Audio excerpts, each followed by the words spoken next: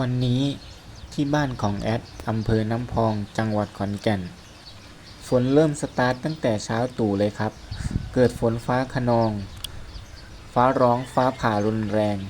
และมีฝนตกแช่ค่อนข้างยาวนานยังไงวันนี้ก็ขอแจ้งเตือนให้ทุกท่านระวังพายุฤดูร้อนที่จะเกิดขึ้นในระยะนี้ด้วยนะครับ